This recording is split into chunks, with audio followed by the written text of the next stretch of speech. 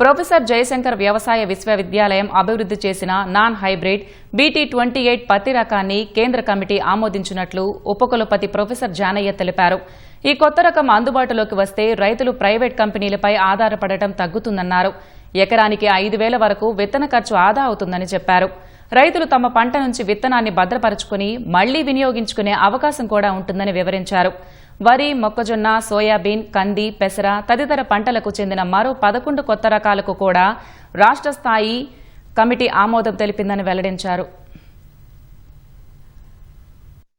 12 రకాల పంట రకాలను అధికారికంగా కేంద్ర ప్రభుత్వం ఆధీనంలో ఉండే వెరైటల్ రిలీజ్ కమిటీ, అదేవిధంగా రాష్ట్ర ప్రభుత్వం ఆధీనంలో ఉండే వెరైటల్ రిలీజ్ కమిటీ ఆమోదం తెలిపింది. దక్షిణ భారతదేశంలోనే ఏకైక వెరైటీని కేంద్ర ప్రభుత్వం ఆమోదించింది.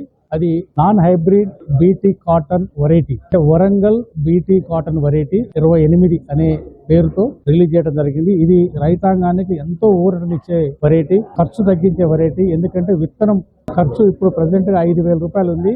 ఈ వెరైటీ యొక్క విత్తనం కేవలం 500 నుంచి 600 రూపాయలే ఒక ఎకరానికి. ప్లస్ రైతులు ఒకసారి వేస్తే ప్రతిసారి మళ్ళీ వాళ్ళ విత్తనాన్ని కూడా వాడుకునే అవకాశం ఉంటుంది. ఇది వెరైటీ కాబట్టి హైబ్రిడ్ కాదు. ప్రైవేట్ కంపెనీల మీద ఆధారపడాల్సిన అవసరం చాలా గణనీయంగా తగ్గుతుంది ఈ వెరైటీ వల్ల.